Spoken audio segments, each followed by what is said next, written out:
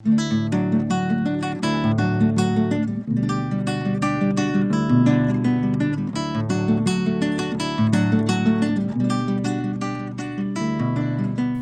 últimas semanas, nós estamos tratando do Sermão do Monte. Em especial, até agora, nós tratamos das bem-aventuranças. Então, há algumas semanas, nós estamos falando sobre as bem-aventuranças. Na última semana em que estivemos juntos, nós encerramos esse conjunto das bem-aventuranças e nós temos todo o restante do Sermão da Montanha para ver. O Sermão do Monte, ele engloba o capítulo 5, 6 e 7 de Mateus, é bastante conteúdo. Mas antes de nós iniciarmos essa jornada aí, ou antes de nós seguirmos adiante nessa jornada, eu queria essa noite fazer uma espécie de fechamento daquilo que a gente conversou sobre as bem-aventuranças. As bem-aventuranças, eles são certamente o texto bíblico mais conhecido, não só pela igreja, mas também muito conhecido por pessoas não cristãs. Ele é usado por muitas pessoas como um tipo de valor supremo, de grande valor, algo que deveria ser os valores da sociedade, segundo outros grupos, né? Mas para nós, ele é a mensagem de Jesus para os seus discípulos. Para nós, ele é um manifesto de Jesus, o anúncio daquilo que é a constituição do reino de Deus. Para nós, é a organização do ensino de Cristo. E as bem-aventuranças são, dentre tantos ensinos de Jesus, um ensino extremamente importante, valioso.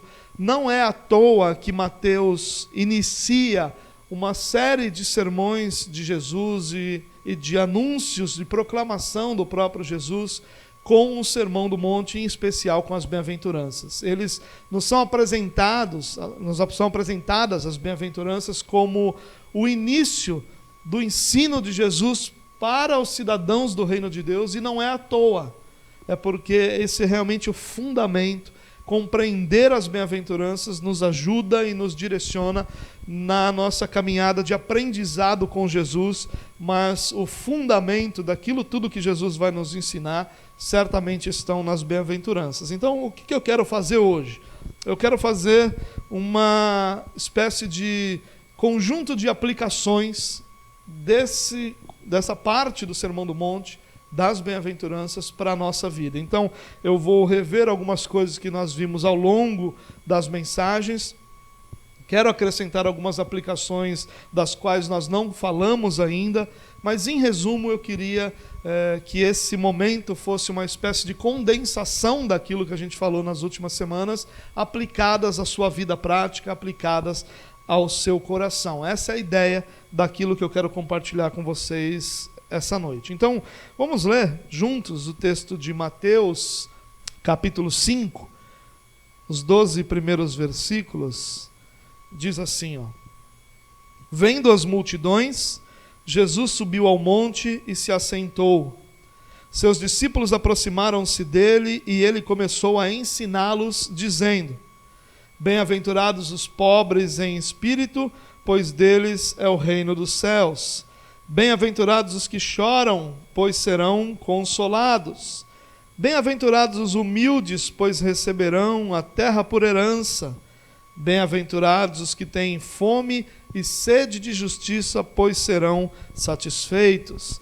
Bem-aventurados os misericordiosos, pois obterão misericórdia. Bem-aventurados os puros de coração, pois verão a Deus. Bem-aventurados os pacificadores, pois serão chamados filhos de Deus. Bem-aventurados os perseguidos por causa da justiça, pois deles é o reino dos céus. Bem-aventurados serão vocês, quando por minha causa os insultarem, os perseguirem e levantarem todo tipo de calúnia contra vocês. Alegrem-se e regozijem-se, pois grande é a sua recompensa nos céus, pois da mesma forma que perseguiram os profetas, pois da mesma forma perseguiram os profetas que vieram antes de vocês. Glória a Deus.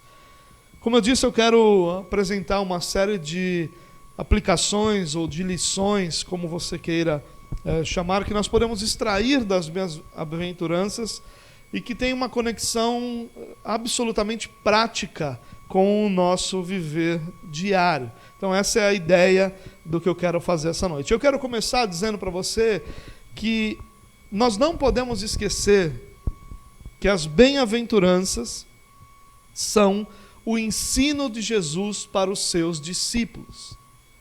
E às vezes nós esquecemos disso ou nós menosprezamos esse ponto tão importante. O que Jesus está dizendo aqui, ele não está dizendo para qualquer um, ele está dizendo para os seus discípulos. Quando nós estamos sequencialmente olhando os evangelhos, antes de iniciarmos o Sermão do Monte, nós vimos que o que Jesus faz depois de uma série de embates com os religiosos judeus, ele então chama os seus discípulos, aqueles que nós conhecemos como os apóstolos. Jesus então os chama e inicia uma jornada, uma caminhada com esses homens. Jesus deixa de lidar principalmente com os judeus e com sua religiosidade apócrifa, apóstata, hipócrita, e se volta para instruir, para edificar os discípulos, para instruir e para edificar aqueles que fazem parte do reino de Deus.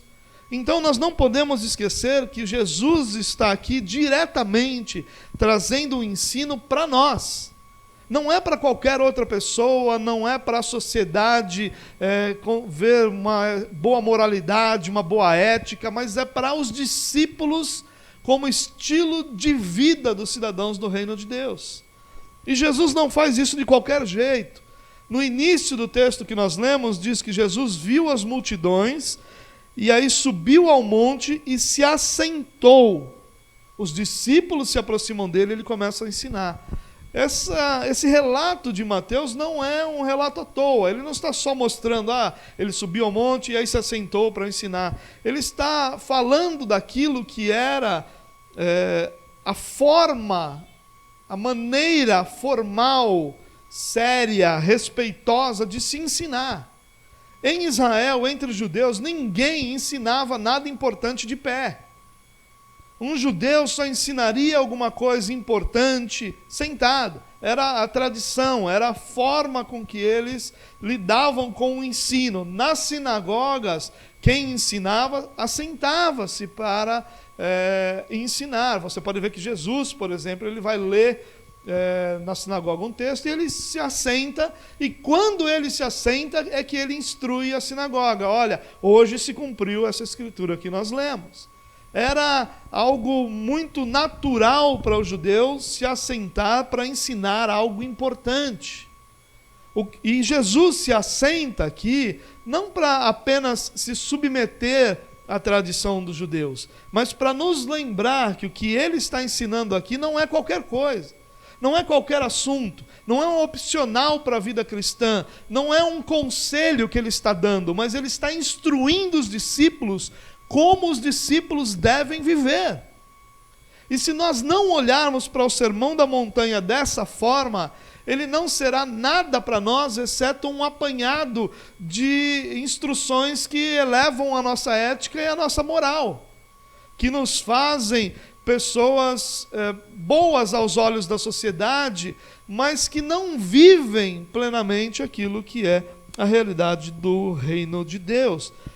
O que Jesus está fazendo aqui ao ensinar, não é trazer um ensino novo. O que Jesus está fazendo aqui é expor as verdades eternas de Deus. Todo esse ensino de Jesus aqui, ele é encontrado nos Salmos, ele é encontrado em Isaías, principalmente, mas é encontrado em todo o Antigo Testamento. Jesus não teve aqui uma espécie de nova revelação, como se ele estivesse dizendo, olha, agora eu vou ensinar para vocês a verdade, porque até agora a verdade não esteve entre o povo. Isso não é correto. O que Jesus está fazendo olha, eu vou ensinar para vocês as verdades eternas de Deus. Verdades essas que foram corrompidas por essa religiosidade hipócrita que os judeus vivem. E essa é a religiosidade que vocês não podem abraçar. E para vocês não abraçarem essa religiosidade hipócrita, eu vou instruí-los nas verdades eternas de Deus. Naquilo que Deus sempre falou ao povo, naquilo que Deus sempre ensinou para o povo e que agora eu vou ensinar para vocês. O que Jesus está ensinando aqui é muito sério, é muito importante, é muito valioso para nós, e é isso que tem que ter, que precisa estar na nossa mente, com essa inclinação de que é algo importante, valioso, que nós devemos voltar ao nosso coração. Os discípulos fazem isso.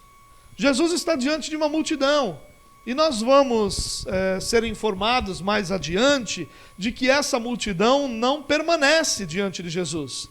Quando Jesus começa a apertar o discurso, começa a fazer o seu discurso mais duro, cobrando mais compromisso, cobrando mais seriedade, cobrando mais santidade, os apóstolos, os discípulos, os evangelistas vão ensinando, vão nos informando, né, que as pessoas vão se afastando de Jesus até que sobram apenas os discípulos.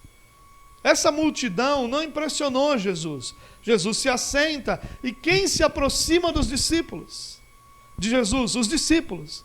São eles que se aproximam de Jesus. E são eles que ouvem esse ensino com atenção. Essa precisa ser nossa postura diante do ensino de Jesus. Nos aproximar para ouvir com atenção, para dar atenção àquilo que é a instrução do nosso Senhor. A não ser que nós tenhamos essa postura diante desse texto e de todos os textos onde Jesus está ensinando os seus discípulos, dificilmente nós vamos ter os frutos de vida que nós poderíamos ter. E talvez nós possamos até pensar que essa multidão toda que estava ao lado de Jesus não permaneceu quando o discurso se tornou mais duro. Mas os discípulos que se aproximaram de Jesus, esses puderam aprender plenamente, corretamente, perfeitamente, a ponto de que quando o discurso endureceu, eles já tinham plena e total consciência de que ninguém mais tinha as palavras de vida eterna, senão Jesus Cristo. E que, portanto, eles não tinham para onde ir, porque estavam diante daquele que tinha as palavras de vida eterna. Certamente, ouvir os ensinos de Jesus nos fortalece a esse ponto, ao ponto de que no momento em que todas as circunstâncias colaboram para que a gente abandone a nossa fé esteja tão fortalecida por esse aprendizado com o próprio Jesus, que a última coisa que a gente deseja é abandonar a nossa fé. A segunda aplicação que eu queria fazer das bem-aventuranças que nós lemos é uma lembrança também de que as bem-aventuranças são o padrão de vida do cidadão do reino de Deus. De novo, as bem-aventuranças são o padrão de vida do cidadão do reino de Deus. E aí tem muitas coisas para a gente pensar. Bom, ser cidadão do reino de Deus, ou padrão de vida do cidadão do reino de Deus, é a mesma coisa que dizer que as bem-aventuranças descrevem os salvos. Um salvo é descrito nas bem-aventuranças. Alguém que foi salvo, alguém que foi alcançado, alguém que foi regenerado, está descrito nas bem-aventuranças. Porque ele é cidadão do reino de Deus. Ele foi inserido no reino de Deus pelo novo nascimento, pela regeneração. Como Jesus vai dizer a Nicodemos, ninguém pode ver, ninguém pode pertencer, ninguém pode entrar no reino de Deus se não nascer de novo. Então quem entra no reino de Deus, entra porque primeiro nasceu de novo e agora então ele entra no reino de Deus.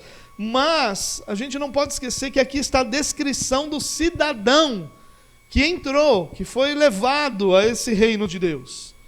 E esse reino de Deus, essa vida do salvo, ela faz uma ligeira modificação da compreensão que as pessoas têm de reino de Deus. E a gente falou um pouco sobre isso aqui, porque na cabeça da maioria das pessoas, reino de Deus é algo futuro. É algo que ainda vai acontecer, é algo que ainda vai ser consolidado. Mas o que Jesus está dizendo aqui é que sim, há um aspecto futuro do reino de Deus, onde todo joelho vai se dobrar diante dele, onde o reino de Deus vai ser implantado completamente, perfeitamente, plenamente diante de toda a humanidade. Mas Jesus também diz que o reino de Deus está em nós, que o reino de Deus já chegou Então, a ideia de que o reino de Deus é só um momento futuro, vindouro, ela não é perfeita, ela não é completa, porque é um aspecto presente do reino de Deus. E esse aspecto presente do reino de Deus é que nós já somos cidadãos do reino de Deus, e nós já vivemos debaixo da realidade do reino de Deus. Ainda que esse reino não seja visível a toda a humanidade, ainda que esse reino não seja pleno, nós já vivemos diante desse reino. Por isso que as Escrituras vão dizer que nós somos tirados do reino das trevas e levados para o reino do Filho. Nós pertencíamos ao reino das trevas, ao reino que nos escravizava no pecado, e nós somos arrancados desse reino. E nós somos levados para o reino do Filho amado. O reino de Jesus Cristo. É a esse reino que nós pertencemos. E esse reino, ele é primariamente interior. Ele não é exterior. Ele não é um reino que se manifesta em nossa sociedade. Ele é um reino que se manifesta em nós, em nosso coração. Ele é universal, ele alcança a todos os cristãos. Esse reino não é algo que alguns estão, outros estão sonhando, outros estão desejando. Não, você faz parte do reino de Deus. E esse reino é presente. Ainda que existam promessas, e existem muitas de um reino vindouro, o reino de Deus já chegou. Ele já é a realidade daqueles que vivem o reino de Deus, que foram regenerados, que foram alcançados pelo Senhor. E se as bem-aventuranças são a descrição do salvo, nós precisamos nos lembrar que pertencer ao reino de Deus implica em rejeitar o reino do mundo. Implica em rejeitar o reino das trevas. Implica em perceber que o cidadão do reino de Deus é completamente diferente do cidadão do reino terreno, do cidadão do reino das trevas. Ele é completamente diferente. Não existem duas coisas mais opostas do que o cidadão do reino de Deus e o cidadão do reino das trevas. É por isso que um cidadão do reino das trevas, ele precisa ser arrancado desse reino, tirado desse reino. Por isso que nós precisamos nascer de novo. Porque não há uma transição de um reino para outro, exceto se houver uma plena transformação interior. E nós não podemos esquecer isso. As bem-aventuranças são para nós uma lembrança de que não há nada de semelhante entre o cidadão do reino de Deus e o cidadão do reino das trevas. Não há nenhuma semelhança. Ao contrário, o cidadão do reino dos céus nasceu de novo e agora ele anda como peregrino no meio desse reino em que ele está, porque ele pertence a outro reino. Ele é como um estrangeiro numa terra desconhecida. Ele está aqui, vive aqui, mas ele não pertence. As bem-aventuranças são lembranças, são um lembrete para nós de que o padrão do reino a qual nós pertencemos é outro, de que o que é valioso no reino que nós pertencemos não é a mesma coisa que é valiosa no reino das trevas.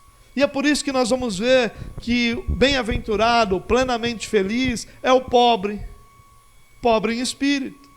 Quando em nossa sociedade nós vamos ouvir coisas do tipo, não, você precisa confiar em você, você tem que acreditar em você. Algumas frases do tipo, há um leão dentro de você, há uma força interior dentro de você precisa acreditar nisso.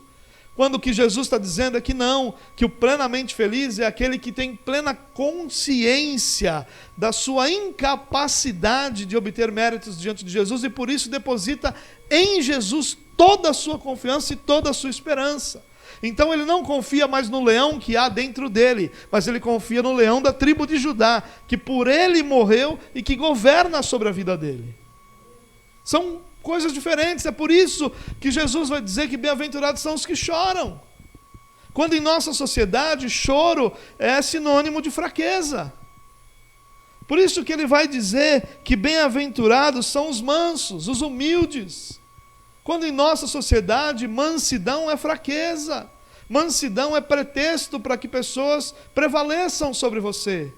Ele vai dizer que quem tem fome e sede de justiça é que é consolado, é que é satisfeito. E a nossa sociedade vai dizer que você só será satisfeito quando você conseguir todos os bens que você pode alcançar. E ali haverá satisfação. E Jesus está dizendo que não. Que você vai ser satisfeito quando a sua fome for não de coisas, mas de mais de Deus, mais da presença de Deus, de mais da ação de Deus sobre a sua vida. Aí vai ter satisfação para você. Porque enquanto a sua satisfação está nos bens, e não há nada errado nos bens, a própria Escritura vai dizer que resta ao homem usufruir dos bens que o Senhor concedeu. Se os bens te servem, glória a Deus, eles estão cumprindo o papel que Deus deu aos bens para a sua vida. O problema é quando a sua fome e a sua sede é por isso. Porque não há satisfação. Amanhã você conquista outra coisa e você continua insatisfeito, e continua insatisfeito, e continua insatisfeito, porque só há satisfação quando o desejo maior do teu coração é mais de Deus sobre a sua vida. E o nosso reino vai dizer que bem-aventurados são aqueles que são duros, firmes, que reagem àquilo que é feito. E Jesus vai dizer que bem-aventurados são os misericordiosos, que sabem que a miséria que produz todo tipo de pecado faz parte da vida de todos os homens. E que ele lamenta interiormente por essa escravidão do pecado sobre as pessoas, mas ele não só fica lamentando, mas ele age para que as pessoas sejam transformadas, para que essa miséria seja eliminada, e o que ele quer é que as pessoas encontrem a vida que ele encontrou. Por isso o cidadão do reino de Deus é misericordioso. O cidadão do reino de Deus, ele é puro de coração, ele é limpo de coração, ele olha, ele percebe o seu interior, ele não luta para apresentar para as outras pessoas uma realidade diferente daquela que ele tem. Ele é honesto, ele é sincero, ele é transparente naquilo que é a sua própria vida, mesmo quando ela é repleta de falhas, de limitações, de pecados. Mas ele tem o seu coração puro, ele tem o seu coração... ele compreende que a não ser que o seu interior seja completamente transformado pelo Senhor, ele será um hipócrita ao resto da sua vida. Por isso o desejo dele é que ele tenha o coração puro, e esses são identificados como filhos de Deus. O nosso mundo vai valorizar os lutadores, vai valorizar aqueles que conquistam na força. Os nossos heróis são aqueles que brigaram, são aqueles que lutaram, são aqueles que pegaram em armas para vencer. E Jesus vai dizer que bem-aventurado, plenamente feliz são os pacificadores, aqueles cujas vidas estão dedicadas a trazer paz entre o pecador e o próprio Deus. Ele quer outros irmãos na sua família, e ele dedica a sua vida para trazer paz, mas não uma paz de ausência de guerra, uma paz entre o homem e Deus. E ele é pacificador, ele encontra felicidade trazendo pessoas, levando pessoas ao conhecimento do Evangelho. Paulo vai falar sobre isso, sobre o ministério que todo ser humano tem de trazer para junto de Deus aqueles que ainda não o conhecem.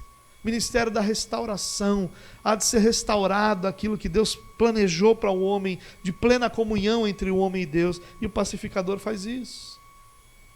E aí Jesus chega ao ápice dizendo: olha, bem-aventurados são os perseguidos por causa da vida santa que vivem, por causa da justiça.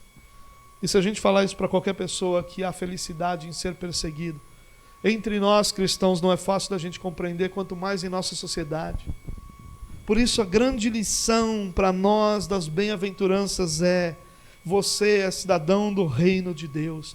Você não pertence a esse mundo. O seu padrão não é o padrão desse mundo. Não se iluda, porque tudo aquilo que esse mundo oferece é como palha que voa quando o Senhor sopra e que não subsiste diante do juízo de Deus. Não há felicidade naquilo que a nossa sociedade ensina como felicidade. Você pode perceber, olhe para as pessoas e veja como as pessoas estão tentando encontrar a felicidade sem sucesso, ao ter coisas, ao trocar de família constantemente, ao alcançar sucesso e reconhecimento diante das pessoas, mas tudo isso finda numa falta de paz interior, enquanto com você tanta coisa falta em sua vida, mas teu coração permanece em paz, porque você pertence àquele que te resgatou e vive diante daquele que vive para sempre. Não esqueça, as bem-aventuranças fazem de você alguém completamente diferente do que o cidadão do reino das trevas. Não é uma questão de ser superior, mas é uma questão de viver segundo outros padrões, segundo outra cultura. A sua cultura não é a cultura do mundo. Aquilo que o mundo valoriza não deve ser o que você valoriza, mas você deve valorizar aquilo que o Senhor Jesus nos instruiu. Terceira aplicação que eu queria trazer essa noite é que as bem-aventuranças, é também uma lembrança que as bem-aventuranças são o manifesto de Jesus. Manifesto é o anúncio dos princípios. Portanto, é impossível vivê-las à parte de um relacionamento correto com Jesus. O grande problema das bem-aventuranças é que elas se tornaram uma espécie de manual de ética e de moral. E aí então as pessoas usam isso como se fosse uma moral que a sociedade deveria abraçar. E por isso não funciona.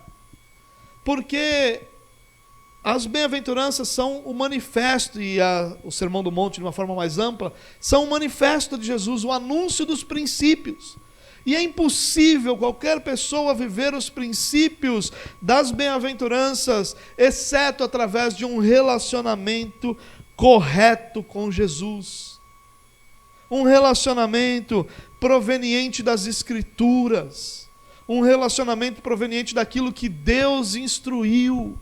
O grande mal hoje, irmãos, é nós imaginarmos que é possível viver uma vida cristã genuína, nos relacionando com Deus da forma que a gente gosta. E não é possível. Quando você olha para as Escrituras, você vai ver que Deus estabeleceu perfeitamente como Ele queria ser adorado. Ele estabeleceu perfeitamente como Ele deveria ser cultuado. Ele estabeleceu perfeitamente como os relacionamentos entre os homens, ou relacionamento entre os homens e Ele, deveria ser estabelecido. Não é de acordo com aquilo que o nosso coração sente, não é de acordo com aquilo que a gente gosta, é de acordo com princípios claros, claríssimos, estabelecidos nas Escrituras. Olhe para o exemplo de quando Davi tenta trazer a arca de volta, e ali está todo mundo fazendo festa, todo mundo celebrando, todo mundo cultuando a Deus da forma que achavam que devia cultuar. Até que a carroça que trazia a arca lá chacoalhou e um homem tentou botar a mão e ele é morto na hora. E talvez se isso acontecesse entre nós hoje, nós diríamos: mas ele estava adorando a Deus. Mas ele estava tão bem intencionado. Mas ele estava fazendo isso com um coração tão puro diante do Senhor. Não serve. A gente precisa aprender isso definitivamente. Deus não está interessado em relacionamentos que não sejam de acordo com o seu padrão, de acordo com aquilo que Ele instruiu, de acordo com aquilo que Ele ensinou. Deus não nos chamou para nos relacionarmos com Ele do jeito que a gente sente. Deus nos chamou para nos submetermos a Ele num relacionamento. Esse relacionamento só é saudável, só é correto, só é verdadeiro quando os princípios bíblicos são obedecidos. É por isso que quando você olha para as Escrituras e vê como o culto era feito, você não vê mudança, você não vê que cada lugar não seria de se imaginar que num lugar tão multicultural como era o Império Romano na época de Jesus, e na época dos apóstolos em especial, que é onde a igreja é apresentada, e era uma questão tão multicultural. Cada lugar tinha uma forma completamente diferente de entender as coisas, de ver as coisas. Você tinha entre os romanos aquela ideia de conquista, você tinha entre os gregos aquela ideia do pensador, do homem sábio, você tinha entre outros povos mais bárbaros, menos bárbaros, eram completamente diferentes. Mas quando a igreja é apresentada durante as viagens de Paulo, ela é da mesma forma em todos os lugares. Não, chegou em Antioquia, a igreja lá não disse, não, pô, aqui a gente é diferente, aqui a gente cultua assim. Não, Antioquia era igualzinho, como era em Jerusalém, formado por judeus. Igrejas gentílicas e igrejas judaicas cultuavam da mesma forma. Atos 15 mostra um concílio. Esse concílio foi uma reunião dos principais líderes cristãos daquela época, em especial os que estavam em Jerusalém, com Paulo, Barnabé, para discutir como a igreja deveria cultuar. E eles saem de lá com resoluções que foram enviadas a todas as igrejas, para que todas as igrejas mantivessem o mesmo padrão. E está aqui a gente querendo botar a mão na arca, porque a gente está bem intencionado. Não funciona, é por isso que a vida cristã ela é uma colcha de retalhos na cabeça de muita gente, ou na vida de muita gente.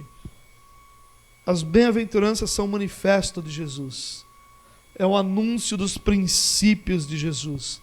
É impossível viver essa realidade, uma vida cristã saudável, sem que o nosso relacionamento seja correto, bíblico, da forma como as Escrituras nos instruíram. Vou dar um exemplo, talvez na sua cabeça seja, mas o que eu faço de diferença? Talvez você não faça nada, mas eu vou dar um exemplo.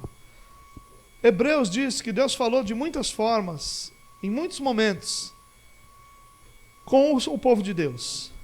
O autor de Hebreus diz isso. Mas que nos últimos dias Ele nos falou através do Filho. Através daquele que é a palavra, daquele que é o Logos de Deus. Então, qualquer pessoa que deseja buscar conhecimento de Deus, de qualquer outra forma que não seja lendo as Escrituras, está se relacionando de forma errada com Deus. Se você está em busca de que alguém se levante e diga, eis que diz o Senhor e blá blá blá, você está buscando de forma errada. Porque as Escrituras dizem que se você quer ouvir a voz do Senhor, as Escrituras são o local que você deve ir. Não outra voz, mas as Escrituras. Você quer ver um outro exemplo? Paulo diz, ainda que um anjo dos céus apresente a vocês outro evangelho, que ele seja anátema, maldito, amaldiçoado. E aí a gente tem o evangelho da prosperidade, o evangelho da batalha espiritual, o evangelho de tudo, menos o evangelho de Cristo. E para nós está tudo bem, não pode estar, irmãos. Porque não há relacionamento e vida cristã saudável quando não há submissão à forma como Cristo nos ensinou a cultuá-lo.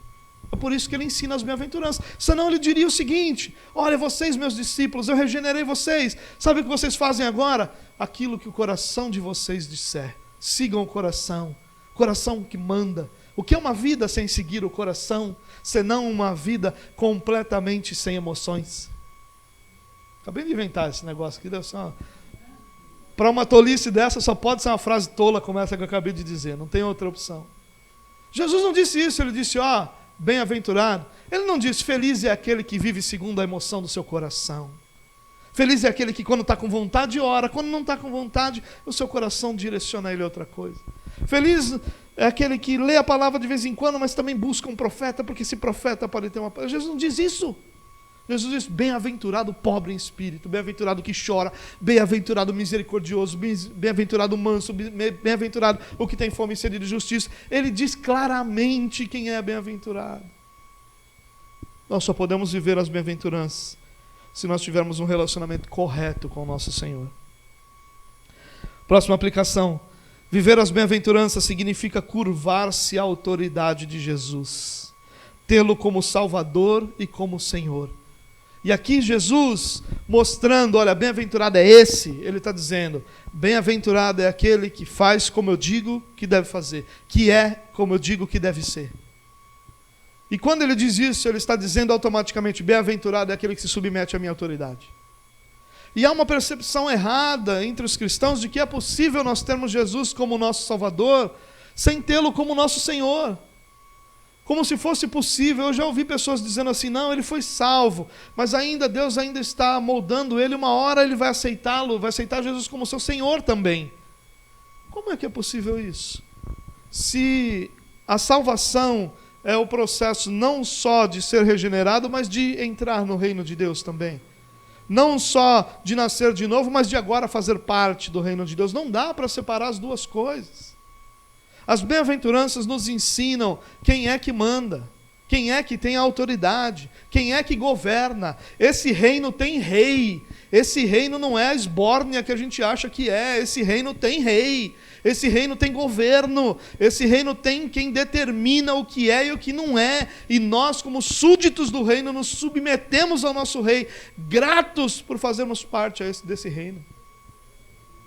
Não adianta nada as bem-aventuranças serem belas, serem éticas, serem morais, se nós não nos submetemos à autoridade daquele que ordenou que as bem-aventuranças fossem vividas. Jesus governa continuamente a nossa vida através da sua palavra. Quem se submete a Cristo, se submete à sua palavra.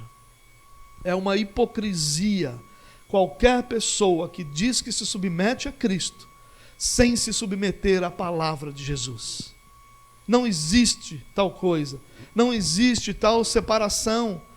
Jesus e a sua palavra são a mesma coisa. Ele é a palavra, Ele é o Logos, é Ele que anunciou aquilo que era, que é e que há de vir. É Ele que tem a palavra de vida eterna. Se submeter a Jesus é se submeter à sua palavra. Ter Jesus como seu Salvador é ter Jesus como seu Senhor também. As bem-aventuranças colocam diante de nós a maravilhosa visão de como o Senhor pretende que as nossas vidas sejam. Eu não sei com relação a você, mas durante essas semanas em que nós estamos compartilhando sobre as bem-aventuranças, eu fui tomado de uma sensação de incapacidade, quase que uma sensação de culpa, por olhar para a minha vida e ela ser tão diferente daquilo que as bem-aventuranças anunciam, que chega a quase que nos deprimir. Se você levar isso a sério, você é acometido de uma sensação de pequenez que pode te deprimir. Mas essa é uma sensação natural, carnal. Não é a intenção de Jesus. A intenção de Jesus é que as bem-aventuranças coloquem diante de nós, não a nossa incapacidade, mas a visão maravilhosa daquilo que Deus pretende que a gente seja. Quando eu olho para as bem-aventuranças, eu não olho para o que eu não sou, mas eu olho para aquilo que Deus quer que eu seja. E ao invés de ser tomado por uma tristeza, por abatimento, por culpa, eu sou motivado a me aproximar do Senhor para ser aquilo que Ele quer que eu seja. Quando Jesus diz bem-aventurados, os pobres em espírito, Ele está dizendo, olha, você vai ser pleno quando você encontrar a sua pobreza em espírito. E você não pode encontrar essa pobreza em espírito sozinho, porque você não tem forças para isso. Mas eu vou produzir esse conhecimento, essa realidade na sua vida. Então, ao invés de você ficar abatido pela realidade de não viver as bem-aventuranças plenamente, sinta-se motivado para viver aquilo que Deus disse que quer fazer na sua vida. Nós, às vezes, estamos em busca de tantas promessas de Deus. Aqui é uma promessa. A promessa de Jesus é: submeta-se a Ele, submeta-se a mim, como se Jesus estivesse dizendo, submeta-se a mim, e você vai ser isso. Porque você foi inserido no reino de Deus. E vivendo debaixo do governo desse rei, você vai se tornar isso, bem-aventurado. Portanto, alegre teu coração, porque Deus está trabalhando na sua vida, moldando você, e não vai parar até que você seja semelhante a Jesus. Ao invés de uma sensação de culpa, uma das noites que eu compartilhei aqui, eu falei que às vezes eu me sentia uma fraude. E essa é uma palavra forte, porque essa é a sensação natural do nosso coração. Se você não se sentiu uma fraude em algum dos momentos, em pelo menos um dos momentos em que nós compartilhamos, das duas uma, Ou você não compreendeu o que estava sendo dito, ou você já é tão semelhante a Jesus que não se sente mais uma fraude. Porque eu me sinto uma fraude, naturalmente. Porque está longe isso de ser a minha plenitude de vida. Eu estou longe de ser manso. Eu sou grato a Deus por tudo que Deus fez. Mas quantas vezes eu reclamo, murmuro? Isso é ingratidão. É claro que eu tenho paciência, porque eu sei que Deus está moldando a minha vida. Deus está agindo na minha vida. Mas quantas vezes na minha ansiedade eu vou orar e dizer: Senhor, eu quero, faz esse negócio rápido aí, pelo amor de Deus. É claro que a gente está longe. Mas ao invés de nos sentirmos como uma fraude, o que Jesus intenta aqui é nos motivar. Como se Ele dissesse para nós: você ainda não é isso. E eu quero que você entenda que você ainda não é. Mas eu também quero que você entenda que você nunca vai ser pelas suas forças. Mas eu também quero que você entenda que eu não vou parar enquanto você não se tornar assim. Então você pode confiar que todos os dias eu vou estar... Jesus está falando ainda, tá? Ainda estou citando. Eu não vou parar e, portanto, todos os dias você pode ter a certeza de que eu vou agir na sua vida, tornando você semelhante a Jesus. E isso deveria nos motivar. Isso deveria colocar diante de nós uma visão, uma maravilhosa visão do nosso futuro. Uma maravilhosa visão da obra de Jesus em nossa vida. Da obra pronta, daquilo que Ele está fazendo em nós. Eu deveria ter essa visão. Olha o que eu vou ser caminhando com Jesus. Isso deveria me motivar a querer caminhar com Jesus. Ainda mais intensamente, ainda mais profundamente, para a glória de Deus. Porque nenhuma bem-aventurança é natural para nós. Nenhuma bem-aventurança é alcançada naturalmente, nem por nossas forças. Todas elas são produzidas pelo Espírito de Deus em nossa vida. Isso deveria nos motivar. Se é o Espírito de Deus que produz essa bem-aventurança em mim, o que eu quero é mais do Espírito de Deus. Ao invés de ficar lamentando pelos cantos, como alguém abandonado pelo Senhor, eu me levanto clamando ao Senhor: Senhor, quero mais de Ti. Por isso que Ele vai dizer que bem-aventurado é o que tem fome e sede de Jesus, ou de justiça. Nós precisamos lembrar também que o Evangelho começa pelo coração. As bem-aventuranças são uma lembrança disso. Eu não sei como foi sua experiência quando você chegou na igreja, mas a minha experiência incluiu ser instruído a agir de uma determinada forma. Olha, agora você se veste assim, agora você fala assim, agora você cumprimenta assim, agora você é assim. E nós somos direcionados a agir dessa forma. O que, na verdade, pode até ser a forma de um cristão se comportar. Não, isso não está em questão. Porém, isso muitas vezes produz em nós a sensação de que o que importa é como eu me comporto e não o que eu sou. Isso muitas vezes produz em nós aquela sensação de que apenas o que eu faço importa. Mas por que eu faço não tem importância. É claro que o que eu faço importa. É claro que o que nós fazemos, a maneira como nós agimos importa. Mas não importa, não é só isso. Não é por aí que começa. O Evangelho não começa pelo que nós fazemos. O Evangelho começa sobre por que nós fazemos. E aí por isso que Jesus vai falar sobre puros de coração, sobre misericordiosos, sobre pacificadores, porque tudo isso é produzido pelo coração. Porque o coração é, na verdade, quem nós somos. Então, quem nós somos é que realmente produz aquilo que nós fazemos. Então, é possível que alguém falsifique o resultado exterior? É possível. Só que esse resultado exterior será para ele uma hipocrisia e nunca para a glória de Deus. Agora, Jesus diz que quando nós estamos dispostos a sermos pela palavra moldados em nosso coração, o que nós fazemos é para a glória de Deus. Não é hipócrita, é verdadeiro. Essa é a diferença. Eu posso fazer a mesma coisa de forma hipócrita ou para a glória de Deus.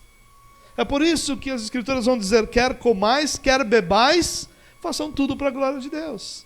Em coisas simples como comer e beber, eu posso glorificar a Deus, ou eu posso estar sendo um tremendo hipócrita.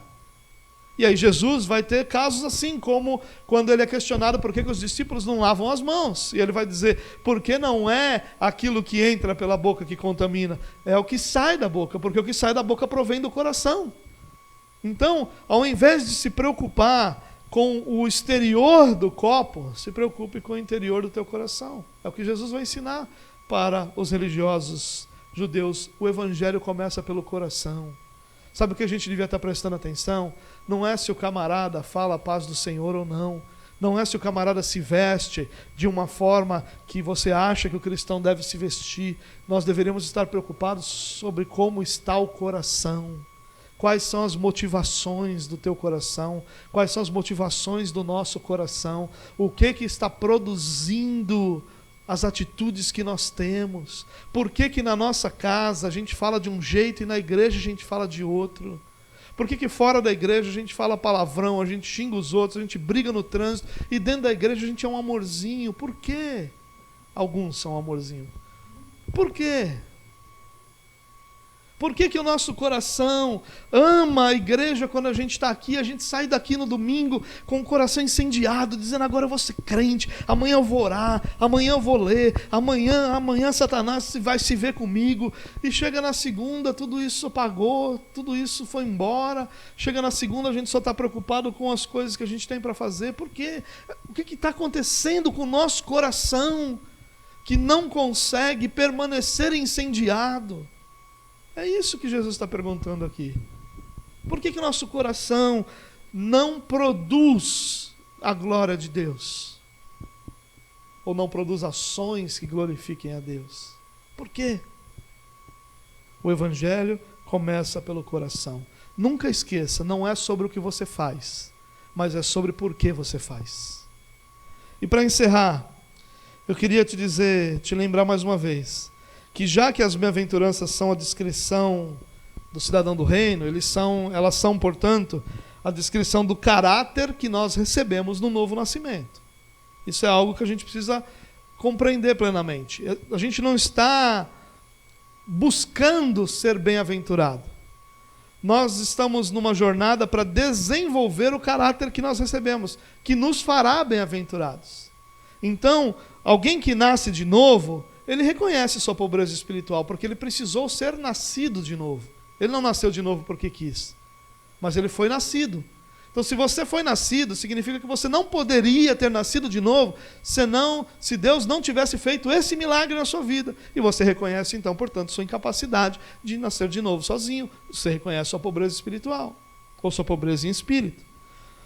Agora, nós reconhecemos também que, mesmo tendo nascido de novo, mesmo recebendo isso como nosso caráter, nós olhamos para as bem-aventuranças como algo, muitas vezes, distante da prática da nossa vida. E aí nós somos ensinados, por causa disso, que nós precisamos desenvolver esse caráter que produz as bem-aventuranças. Nós precisamos desenvolver essa realidade em nós, porque todo crente deve manifestar integralmente todas as bem-aventuranças. Elas não são uma espécie de dons particulares, como se, olha, fulano tem o dom de ser manso. Ah, mas a irmã tem o dom de ser pacificadora. Olha, o irmão ali foi chamado para ser misericordioso. Não, isso não é real. A realidade é que todos nós nascemos de novo. E igualmente devemos manifestar plenamente todas as características das bem-aventuranças. E como é que nós fazemos isso? Só tem uma forma: nos relacionando com Deus. E aqui, se de tudo que eu falei essa noite você tiver que guardar uma única coisa, guarde isso. É impossível ser cristão sem relacionar-se com Deus. Ah, mas eu sabia. Sim, a gente sabe, mas parece que às vezes a gente não leva tão a sério. Porque a nossa vida devocional é pior que o acompanhamento das aventuras de Poliana. Você acompanha mais a aventura de Poliana do que Bíblia. Aí você vai falar para mim que você tem vida devocional. Você conversa mais no WhatsApp do que você conversa com Jesus. E aí você vai falar sobre vida de oração? Você tem mais comunhão com pessoas que não abraçaram a sua fé, que não vivem de acordo com a sua fé, do que com sua igreja. E aí você vai falar de comunhão dos santos. Você lê inúmeras mensagens nas redes sociais todos os dias. Mas as escrituras não têm o mesmo valor. Só as escrituras te dão sono. Já percebeu que as redes sociais não te dão sono? Você, no Facebook, no Instagram, no Twitter, seja lá onde você usa, aquilo não te dá sono, mas as escrituras dão. Tem alguma coisa errada com a gente, irmãos. Alguma coisa está errada. Quando nós sabemos em que capítulo as aventuras de Poliana estão. Quando nós sabemos o horário que ela começa. Nos organizamos para o horário dela começar, mas não fazemos isso com a nossa leitura, oração e vida devocional, alguma coisa está errada conosco. Porque para muito crente, abandonar a Globo resolveu. Eu não assisto mais novela da Globo. É verdade, mas você assiste a Poliana. Mesma coisa. Mas é diferente, é infantil. Tá. Legal, vou te dar isso, é diferente. Mas não é devocional. Não é devocional. Nós precisamos desenvolver nossa vida cristã, nosso caráter cristão. E isso não é feito. Não tem nada de errado em assistir Poliana, irmãos. Eu só estou dando esse exemplo porque isso faz parte lá em casa. Senão nem conheceria. Agora, não há necessariamente algo errado em você acompanhar. Tanto que eu não disse que há algo errado nisso. Eu disse que há algo errado quando a gente sabe isso, mas ao mesmo tempo a gente não tem vida devocional.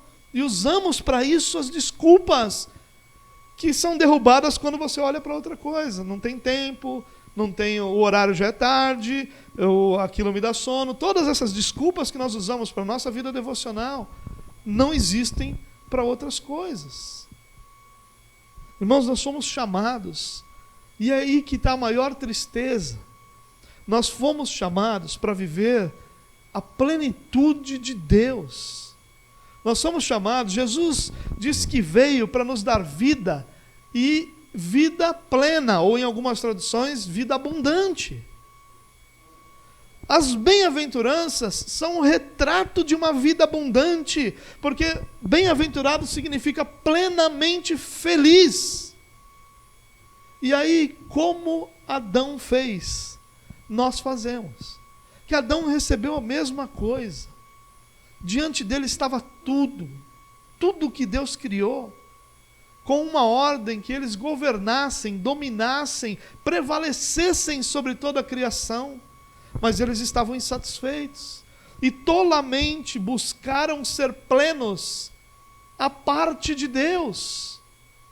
E é muitas vezes isso que nós estamos fazendo. Nós estamos tentando ser plenos à parte de Deus, com os nossos hobbies, com as nossas paixões, com os nossos sonhos, com os nossos alvos, com um monte de coisas que circulam a nossa vida e que podem fazer parte dela, mas nunca deveriam nos tornar plenos. Ou nunca deveriam nos levar a imaginar a possibilidade de sermos plenos através disso. Porque plenamente só podemos viver em Jesus Cristo. Eu quero terminar te lembrando isso, irmão. Não há felicidade fora de Jesus. Fora de Jesus, você pode viver momentos de alegria, momentos de conquista, momentos de realização. Mas só há felicidade em Jesus Cristo. Só há felicidade, só há vida plena quando a nossa vida é diante dele. Só há vida plena quando nós vivemos com Jesus, em Jesus e para Jesus. Não há plenitude fora do nosso Senhor Jesus Cristo. Só nele nós encontramos vida e vida em abundância.